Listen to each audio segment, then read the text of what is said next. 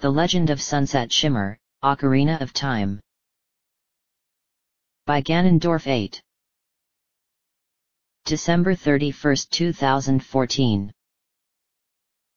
Chapter 26, Darkness of the Heart. Having a sharp spear pressing into my back was uncomfortable, but something else was bothering me. I assumed that aside from bulk biceps outside, the rest of the Gorons were missing, so how come there was one here in their city armed with a weapon? Then again, it could be someone from a different tribe who somehow managed to make their way up here in order to either help out or help themselves to what the Gorons left behind. I tried to see if I could reach for a Deku nut so that I could stun whoever was behind me, but they noticed my hand moving and pressed the spear tip even further, causing me to abandon that idea. Don't you make any sudden moves. With that spear now even more into my back than before, I'm not in a position to do anything, I said. I suppose that I could use some magic in order to get me out of this situation, but then the person standing behind me is likely to get hurt, and I sense that they weren't a monster.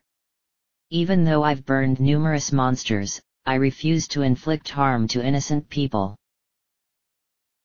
I then tried turning my head in order to see who was behind me with that spear, but they took offense to that as well, and pressed the spear on my back even harder. One more push like that and I'm likely to get punctured, and I don't have the means to heal myself. It looks as though I'm pretty much stuck here unless I can somehow talk my way out of this. I don't know why one of you decided to come back again, but as you can see, the entirety of the Goron tribe have been taken away. Your master commanded you to take us away in order to punish us, but you will never capture me as long as I continue to be brave just like my mother. Hold on. Do you think I'm one of Ganondorf's followers? I asked. Of course you are, as why else would you come back here after such a long time? You and the rest of those men came along and captured my people and showed no mercy as you shackled them with those awful chains, and forced them to proceed into the Death Mountain crater like they were slaves. Since I now have you at my mercy, I intend to make an example out of you, and treat you in the same manner. You obviously are confused, as the last time I came here was 7 years ago when I helped the Gorons by ending their famine by destroying the creatures that were infesting the Dodongo's cavern, and I was assisted by your leader Darunia, who joined in on the adventure as she was impressed with my skills. After that, we became what she referred to as sworn brothers, although I don't quite understand the whole gist of it, I said. That was when I felt the spear slightly being pulled away from my back, which indicated to me that my attacker could be believing my story, but I needed to go a little further to solidify my proof. Darunia asked me for my name back when we first met after I played her the song from the forest, and that name was Sunset Shimmer. Hey? Did you say your name was Sunset Shimmer? That would be my name, yes, and I was given the title of Hero of the Gorons, or something like that from Darunia, although my memory is hazy, I replied. All of a sudden, I could no longer feel the spear pressing against my back, which meant my attacker believed me, or was trying to figure out how to process my words. In any case, I turned around to discover that the person who had been standing behind me was Bob's Seed, Applejack, and Applebloom's cousin from the human world, but what was she doing here of all places, and why was she wearing the same kind of armor that Pinkie Pie had been wearing the last time I saw her? Your name is also Sunset Shimmer? Then you must be the legendary Dodongo Buster and hero, Sunset Shimmer. My mom is Darunia. Do you remember her? Mom named me Sunset Shimmer after you, because you're so brave, said Bobs. What? You're the daughter of Darunia? I asked. Hearing her say that almost gave me a heart attack because of how shocking it was. Bobs in this world is the daughter of Pinkie Pie? That was beyond freaky, as Pinkie was the kind of person who was too crazy to ever be able to have children of her own. Then again, this is Hyrule and everyone I know is different from what I'm used to seeing from them. While she may be related to Pinkie in this world, I doubt that Bobs has adopted any of her mannerisms, which would make things a lot more difficult for me. That was when something else hit me. Bobs was named after me because Pinkie viewed me as a great hero? Did you say that your mother named you after me? That's right, although I prefer to use my nickname whenever I'm speaking to someone who is a non-Goron. While you and Mom are sworn brothers, you are still a non-Goron, so I would like you to call me Link. I honestly don't know where my mom came up with a nickname like that, but I'm appreciative of it as it came from her heart. Besides, we're both named Sunset Shimmer and that is bound to cause confusion, so you shall be Sunset Shimmer, and I shall be known as Link," replied Bobs. "I guess that makes sense," I said.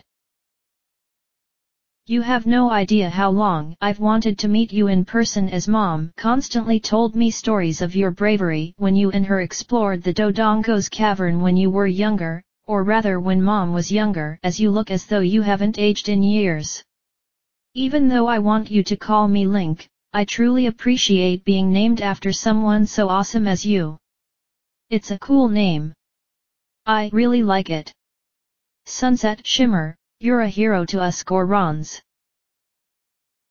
This may sound completely out of the blue, but can you sign something for me, because seeing you here and now is like a dream come true. Please give me your autograph. Sign it, to my friend, Sunset Shimmer of the Gorons, who also goes by the name of Link, if you don't mind," said Bobs. "I have a free moment, but do you happen to have a pen and some paper?" I asked. Bobs quickly ran off, taking the spear with her, which was a huge sigh of relief for me, and a few moments later she came back with the tools I asked her to find. It actually felt weird to me signing an autograph to someone who had my own name, but at the same time it felt good to be appreciated for a change. It took me a few moments to figure out what to write, but once I came up with something, I wrote it down in addition to what Bobs wanted me to write. Once I was finished, I handed it over to her, where she squealed with glee before running off again, and coming back a few moments later. "You certainly do have your mother's boundless energy. She has been a huge influence in my life for as long as I can remember," said Bobs. "It's a good thing that you happen to be a Goron, as I needed to speak to you, Darunia, or one of the others, about what has been going on around here. According to the villagers back down in Kakariko village, Goron City has been quiet for the past several months, as though the Gorons decided to sever all ties with the rest of the kingdom. Also, you believed me to be one of Ganondorf's followers, which confirms that they did come up here during the same time period where the Gorons disappeared," I said. That was when I noticed Bobs had changed her expression from happy to sad, and she had her head tilted down, which meant she knew what was going on. "Listen, Link. You need to tell me what has happened here, as I wish to help out just like I did last time. I guess it's not a good time to ask you for this, but please help everyone," shouted Bobs. "What's wrong?" I asked. "My mom, Darunia, went to the fire temple. A dragon is inside. If we don't hurry up, even my mom will be eaten by the dragon," replied Bobs. Did she just say that a dragon was inside of one of the 5 temples under Ganondorf's evil influence? I'm not surprised about the fact that there is a dragon involved, as they were an issue back in Equestria, but what does surprise me has to do with the fact that Pinkie Pie of all people went there in the first place. I tried to ask Bobs an additional question, but she had suddenly burst into tears. I had to calm her down and see if she was willing to talk about the Gorons, but then I quickly realized that would make her feel even worse, so maybe she had some information regarding the dragon. What can you tell me about this dragon? I asked. About the dragon? Asked Bobs. That's right, I replied. A long time ago, long before we modern Gorons thrived here on Death Mountain, there was an evil dragon which claimed its territory in the heart of the mountain known as the Death Mountain Crater.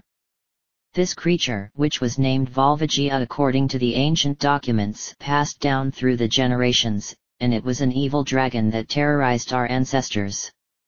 Its favorite food was Gorons, which is why the documents stated that our ancestors were living in constant fear of this creature, and that nothing could be done about it. Until one day when the hero of the Gorons came along, and decided to take matters into his own hands. He traveled to the lair of Volvagia, and using a huge hammer which he forged himself, boom!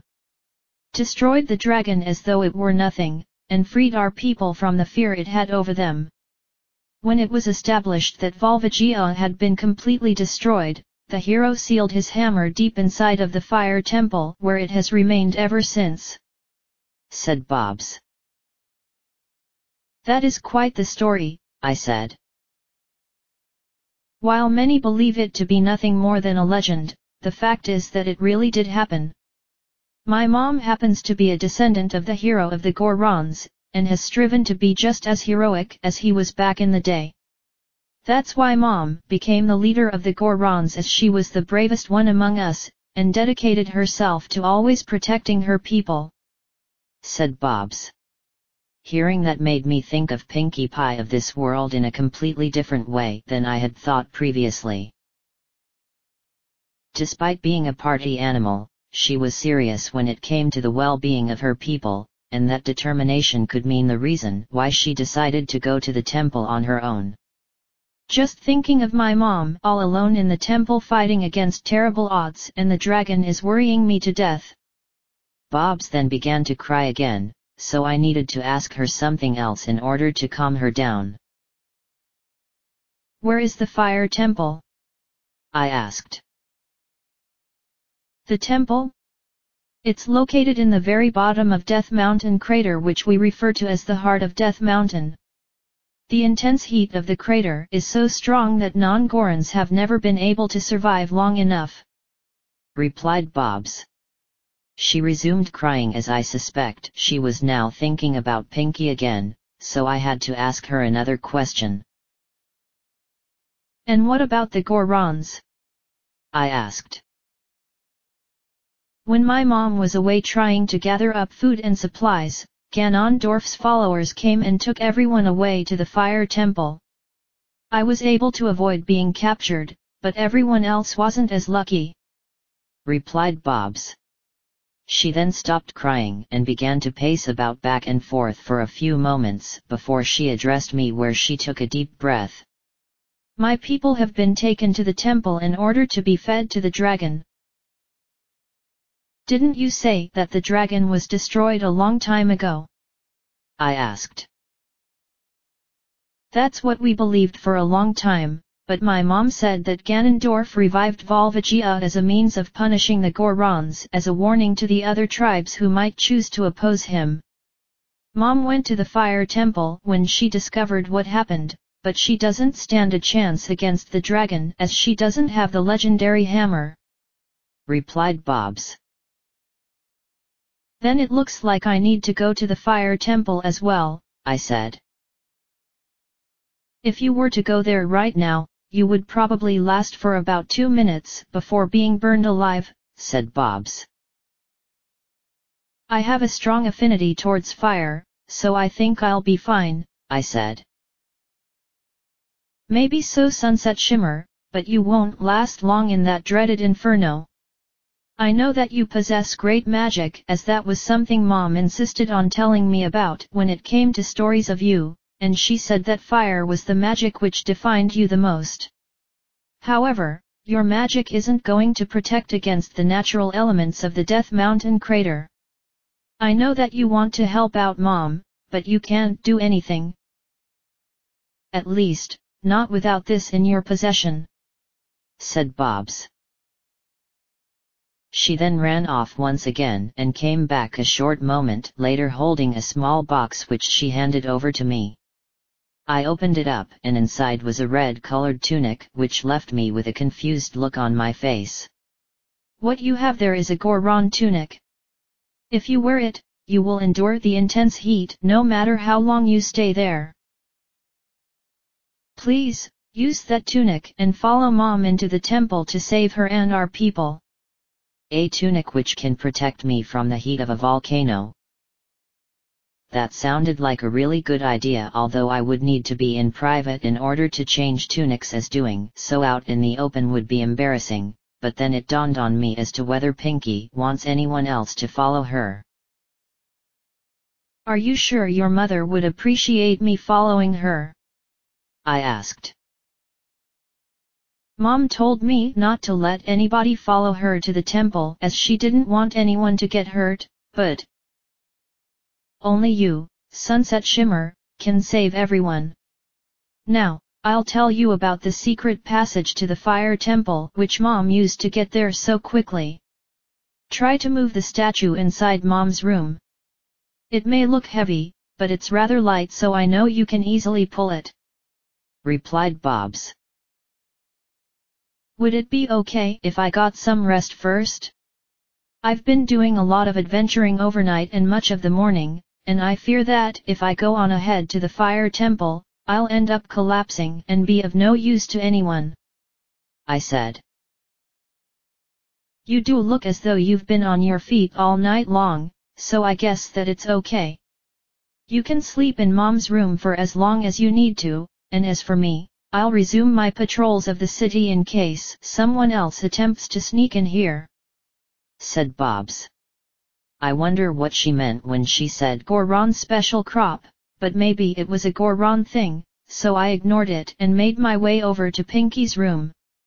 It took me a few minutes to remember how to get down there as it had been a while, but I eventually reached it and discovered that it hadn't really changed all that much aside from the inclusion of a statue which clearly didn't fit in with the rest of the motif. "What did you think about all of that, Spike?" I asked. "I'm surprised that Darunia has a daughter, as I didn't really of her as being a motherly figure given how she behaved in the past.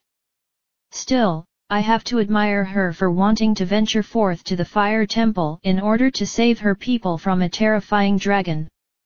She is more concerned with their safety instead of her own, and is willing to give up her very life for them," replied Spike. "Is there anything you know about the temple aside from what Sunset Shimmer? I mean, what Link said?" I asked. "Feels weird knowing someone who has your name, doesn't it?" asked Spike. "It's just so creepy that Darunia would name her own daughter after me, but I guess that I should also be grateful that she viewed me as such a role model who was worthy enough to name her own child after," I replied. "Anyway, Link didn't say all that much regarding the temple apart from the fact that the intense heat in there makes traversing impossible without the Goron tunic which you now have in your possession. To be honest with you, there isn't much more that I can say other than stating the obvious facts.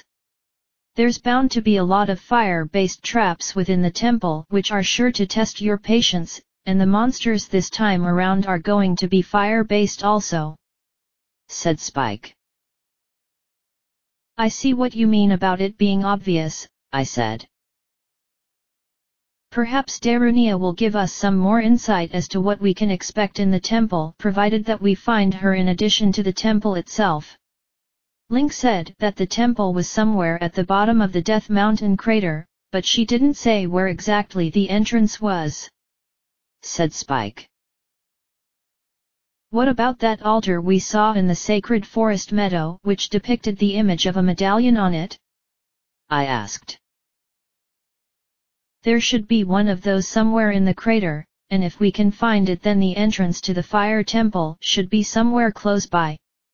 Right now, we should get some rest as we're going to need all the strength we can muster up if we're going to be entering a literal inferno," replied Spike. As he slowly drifted off to sleep, I remained awake as there were a few things still on my mind. If I were to end up facing this Volvagia personally, would that mean I'd need to transform in order to use the Master's Sword to defeat it? Just thinking about it made me shudder as I was afraid of what might happen should I lose control again.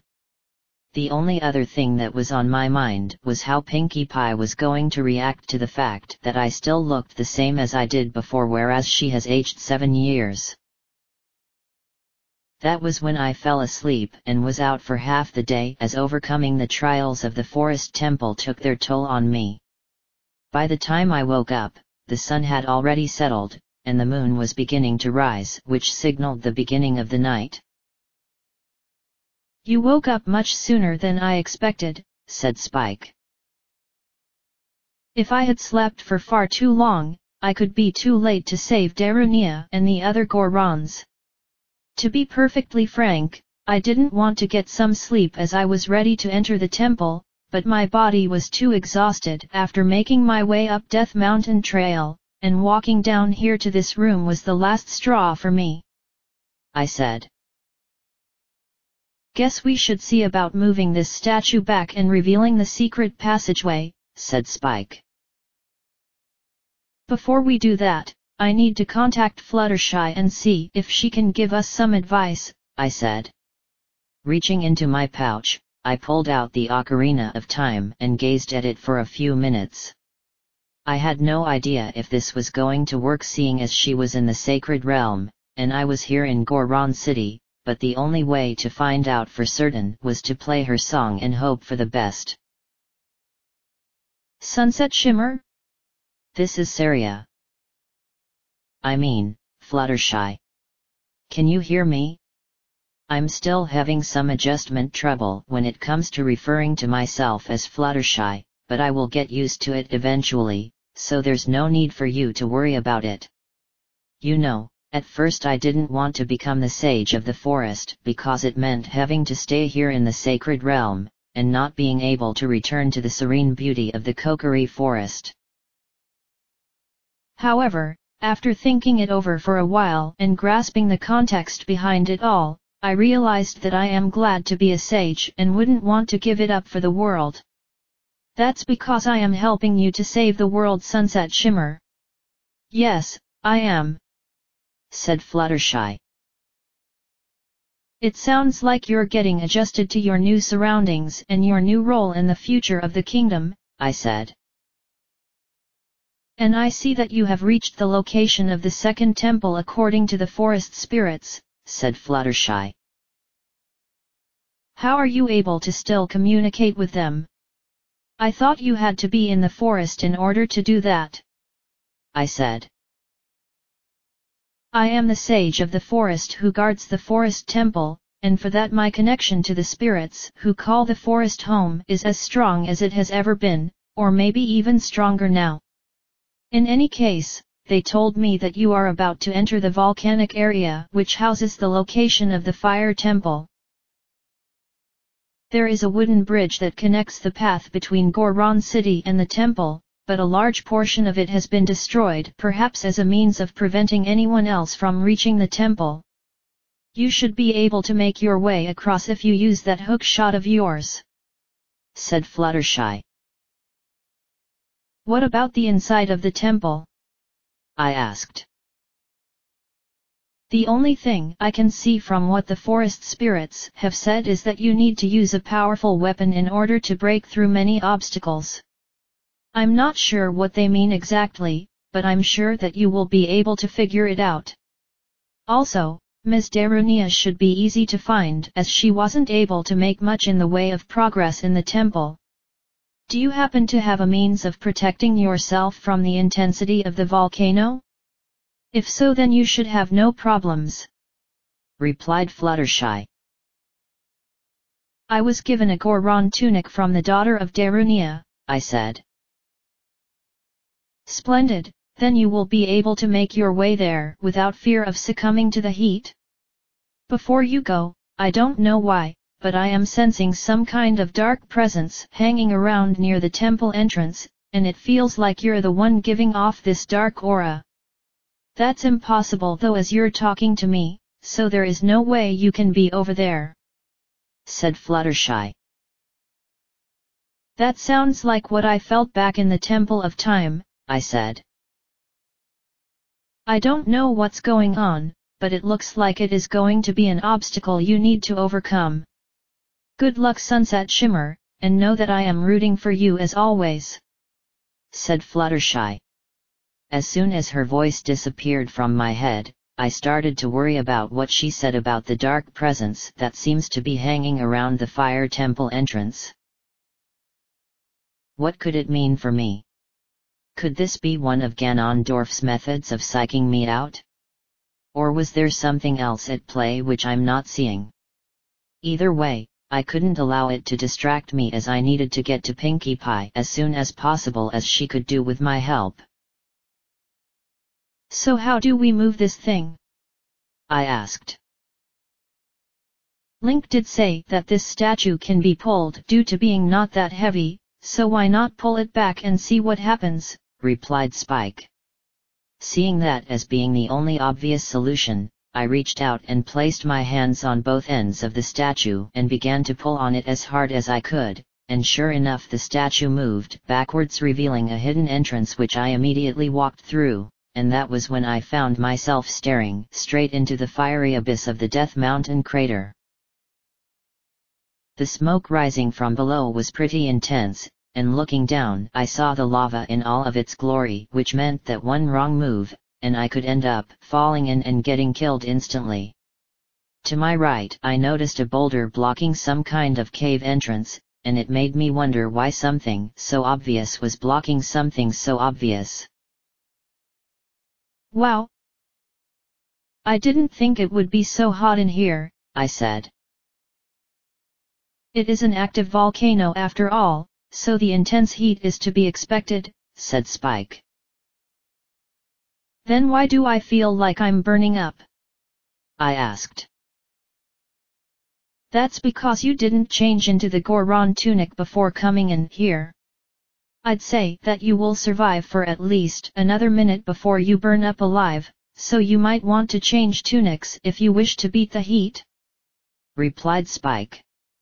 I took out the Goron tunic, and asked Spike to look away, as it did mean having to get changed in a matter of seconds, and he complied with my request, choosing to float off a good distance away. Quickly, I took off the Kokiri tunic and put on the Goron tunic without having to expose anything unpleasant, and when I was finished I called Spike back over, who looked impressed with my new look. "Now red definitely suits you, as it matches with your hair color and complexion. But what about you?" I asked. "I'm a fairy and thus immune to these conditions," replied Spike. "Is there anything you fairies aren't immune to? Not that I'm complaining, mind you, as it's good that you can survive here with no problem," I said. Walking along the pathway, I soon came to a stop in front of a large gap, where on the other side was a bridge which connected to the pathway, which led to a large area where the altar from the forest could be seen.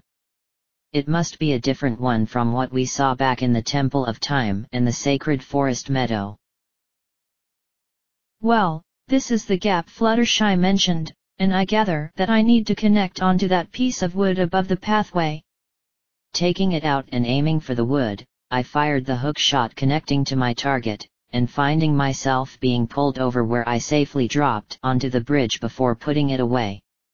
Once I regained my composure, I began to walk forward towards the altar when a familiar whooshing sound occurred, and Sheik dropped down from above and landed with absolute grace. As soon as she rose up from her landing, she began to slowly walk towards me, where she soon stopped. "It is something that grows over time. A true friendship. A feeling in the heart that becomes even stronger over time. the passion of friendship will soon blossom into a righteous power, and through it, you will know which way to go. It seems that you have been given a wonderful gift in the form of a tunic which shall protect you from the heat that comes from the lava below. That tunic will be needed in the fire temple which lies through that cave entrance where the Goron chieftain passed through several months ago in order to save her people, said Twilight. She must be devastated knowing that her people could be fed to that horrible dragon at any moment, I said. The Gorons have been imprisoned within the temple ever since they were captured months ago, yet the reason they are still alive is because the evil king wanted them to suffer psychologically before doing away with them courtesy of the ancient dragon he has revived. The Goron chieftain learned of this when she returned from her journey, and went to the temple in order to save her people. I can sense that she has not made much progress, said Twilight. How come? I asked. She has come across obstacles she cannot overcome, so she remains unable to proceed through the temple. I have no doubt, Sunset Shimmer, that you will be able to solve the puzzles that lie within, and I have a suspicion that the Goron chieftain will want to travel about with you again just like you had done in the past, replied Twilight. I was told by her daughter that the legendary hammer is somewhere inside, I said. It is a powerful weapon, and for that it has served as a rallying point for them whenever they were in danger. The hero who wielded it knew that others would attempt to claim his weapon for themselves due to being corrupted with power, so he hid it where only the chosen one would be able to locate and claim it. Perhaps you are the one who is destined to claim this weapon, said Twilight. Would it be okay for a non-Goron to take it? I asked. It is said that the chosen one would be a Goron, but it is also said that there was a small chance that the chosen one would be a non-Goron, yet one who was accepted as a sworn brother to the tribe. I believe you are a sworn brother to the Goron chieftain, yes? As such, you do fulfill the requirements needed to claim the weapon, replied Twilight. I hope so, as this dragon sounds like a fearsome foe, I said. Not much is known about this dragon, for it existed in ancient times, and as such the ancient documents of the Gorons do not say much, said Twilight. That's going to make things a lot more difficult if I don't really know what I'm up against. I mean, I already know that I'm up against a dragon, but what kind of dragon could it be, as there are so many different kinds that exist out there? I said. Unfortunately, I don't have the answer for you, so you will need to discover it on your own, said Twilight as she pulled out her golden harp and strummed a few notes on it, which was my cue to take out the Ocarina of Time. You will need to learn the melody which will allow you to return here whenever you desire, be it during this time or back in the past. This song is dedicated to the power of the heart. Listen to the Bolero of Fire. She then played 8 notes in a quick fashion twice before turning things over to me. It took me several minutes to remember the order of the notes as she did play them quickly, but I soon learned the Bolero of Fire, which actually sounded pretty majestic if I do say so myself. That took some attempts to figure it out, I said. You will only continue to keep on getting better as time progresses. Sunset Shimmer, I shall see you again, said Twilight. That was when I realized that I needed to ask her about the dark presence which Fluttershy alluded to, but as soon as I took a few steps towards Sheik, a wall of fire came out of nowhere, and prevented me from getting any closer to her. She then took a few steps backwards before throwing a Deku nut which flashed a bright light, and when it cleared she was gone and the fire disappeared as though it were never there to begin with. So we know nothing at all about the dragon despite being told by 2 different individuals, said Spike. My guess is that Darunia knows something, I said. And if she doesn't, asked Spike. Then we'll have to go in and face that dragon blind.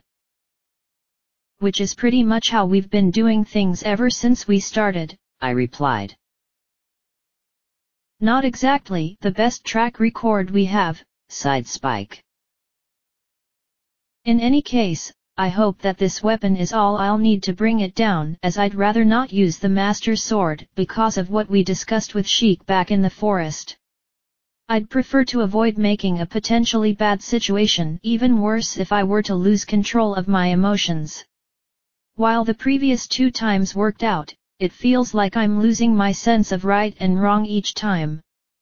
It must be because this world is different from my world, and what worked there works differently here, I said. You know that you can't keep running away from the problem, said Spike. Why would I be doing that?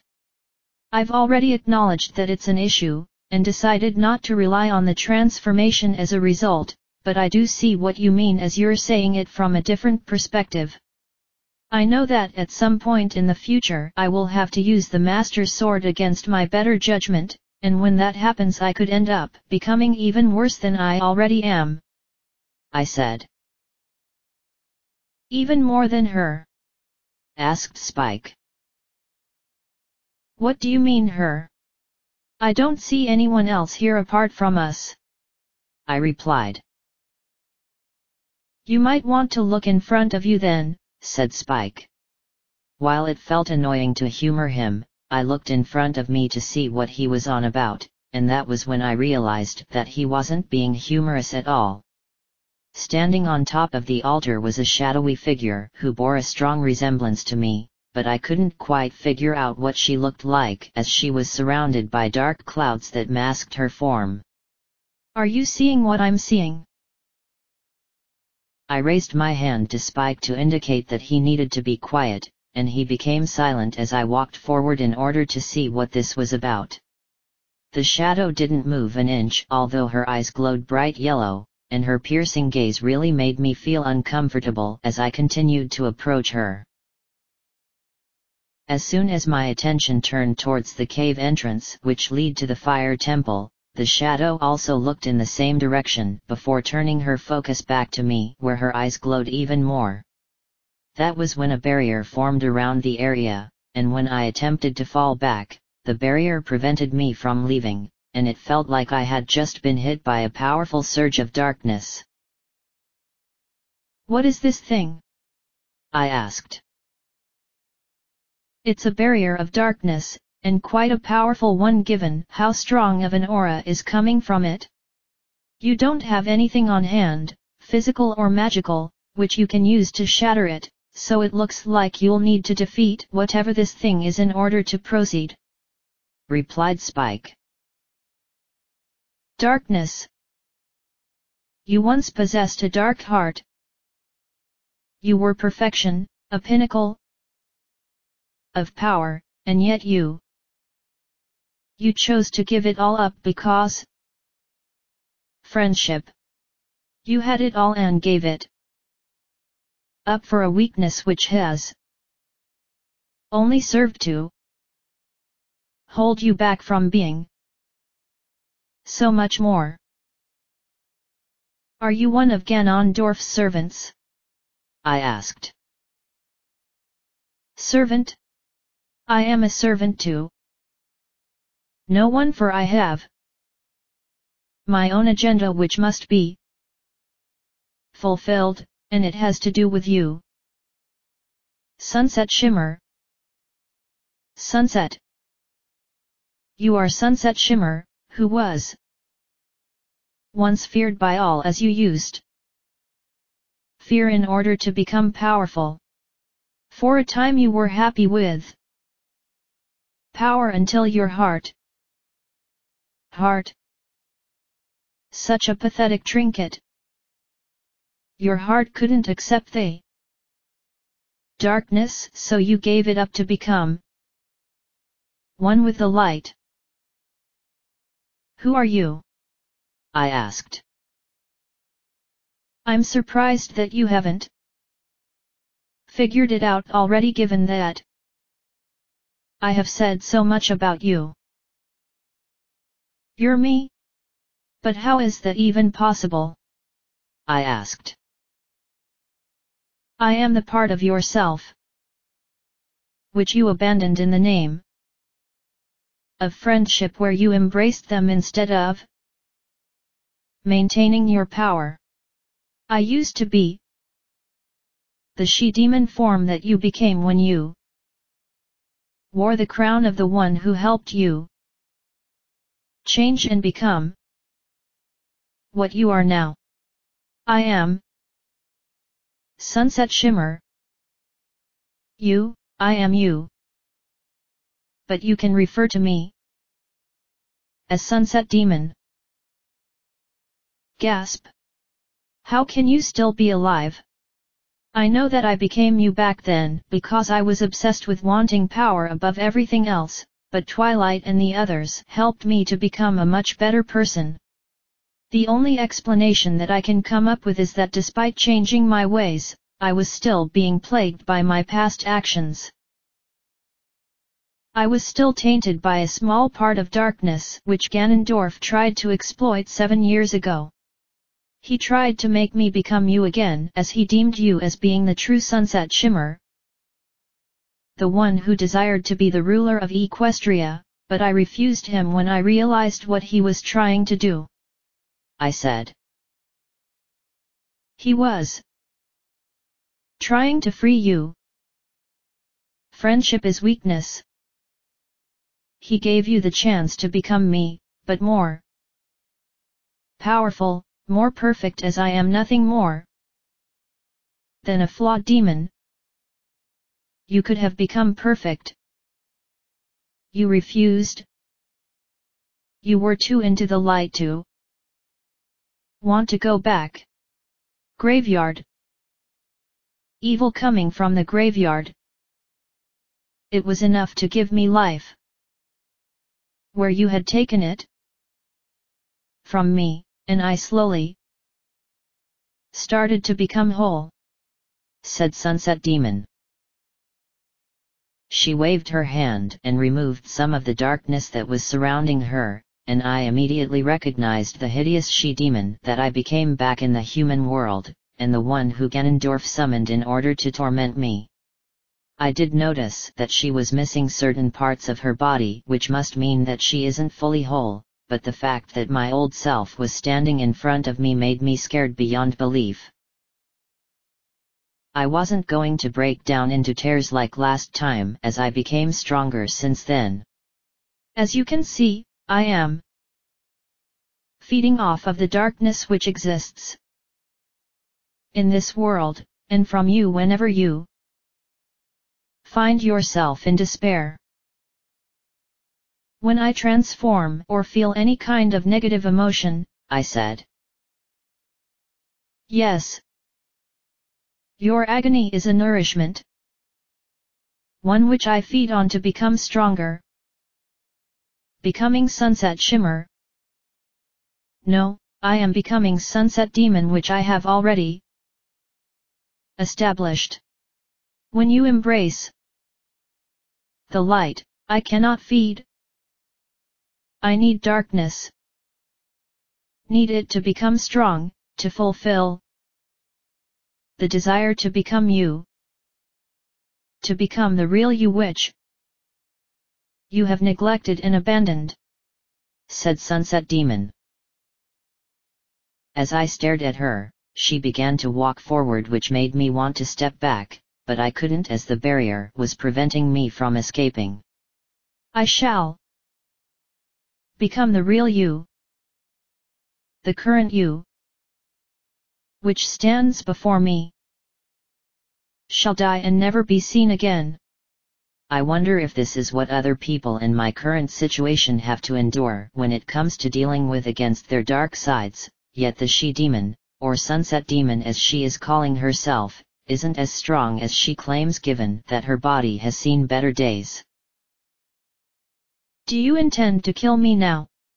I asked. I shall kill you. Become the real Sunset Shimmer. Become Sunset Demon. conquer this world followed by Equestria. Fulfill original desire you abandoned in the name of friendship, replied Sunset Demon. She raised her hand and a magical ball of energy appeared which she intended to use against me, but something she said had me thinking that she made a big mistake. She said that she wanted to conquer Hyrule, but Ganondorf has already done that. I wonder what he would think if he learned someone else wanted to take the golden power he seeks. Did you say that you want to conquer this world? I asked. Conquer. I shall conquer this world and use its people to invade Equestria and conquer it, replied Sunset Demon. That was when she threw that magical ball of energy at me, which I deflected with my shield, but it did push me back a little where I collided with the dark barrier before dropping to the ground. As I looked up at her, she had a really freaky smile across her face as though she were deranged, but I needed her to mention the right word. I suppose that I could trick her into saying it, but that would make me feel dirty, so I'll let her handle it. Seeing you in agony makes me happy, for you shall die and I will take your place. This world shall be my domain and the power. The Triforce shall be mine. It is a power too tempting to ignore, much like how you ignored the power of the crown you once had. Golden power. It, along with this world, shall be my plaything. And you mentioned it, I said. Mentioned what? Asked Sunset Demon. I'll let you figure it out, I replied. I was hoping that Ganondorf was paying attention to what was taking place, and sure enough he was, for the dark clouds above began to shoot down lightning which struck the she-demon, causing her immense pain. These lightning strikes kept on coming for about 15 seconds before they stopped, and she stumbled about before the barrier shattered and she fell into the lava. I ran over to the side to see if she was okay, but all I saw was her body sinking into the lava and disappearing below the surface. What just happened? Asked Spike. Would you believe that Ganondorf of all people did us a favor? To be honest, I don't think that he wanted to help us as opposed to taking care of someone who wanted to take over the kingdom and claim the Triforce for themselves, I replied. Did you know that he was going to get involved? Asked Spike. I was hoping he would, and luckily he did, but it was a risky gamble I was taking as I needed her to mention the word Triforce in that context. Ganondorf probably didn't want us to die at the hands of a creature he didn't even create, so he was willing to help us out just so that he could watch us suffer later on. Still, I can't believe that my dark side managed to come to life. I guess I feel remorseful over the fact that she met an untimely demise because I did abandon her in the name of friendship, but it was necessary for me to become a better person, I replied. You feel guilt and pity towards a creature that was a mere extension of yourself. How pathetic of you to think along those lines, kid. Of course, you do not cease to amaze me with how you are able to resolve these issues of yours without relying on the hatred that dwells within you. I suppose that you have earned some slight respect from me for being so disciplined when it comes to maintaining your composure. And there he is now. Ganondorf. I'm not surprised that you would be greeting me from afar, I said. Heh. Do not get used to the idea that I am going to be saving you from creatures such as that. I am hoping that you overcome the challenges which lie ahead of you, as I do desire the pleasure of killing you personally, but should you prove to be unworthy of facing me, my servants shall make sure that you die in the most painful way imaginable. My expectations of you need to be met, kid, so I hope that you continue to live up to the pedestal which I have set for you," said Tyrek. "Why have you decided to punish the Gorons?" I asked. "Those mountain people have been an irritance for far too long, with their leader being the most vocal among them. The tribes of Hyrule must learn that I am their master, and my word alone is law. Those who choose to defy me must be punished in a way that will serve as a warning to anyone else who may try the same thing. Their ancient enemy was the perfect means of instilling fear into their souls, and soon they shall become a most magnificent banquet for the beast. Their leader, Darunia, is the one to blame for their plight, for she had the audacity to question my reign upon this kingdom, and refused to accept me as the rightful king, so now she shall have the blood of her people on her hands as they are consumed by the beast," replied Tyrek. "How can you be so cruel and sadistic?"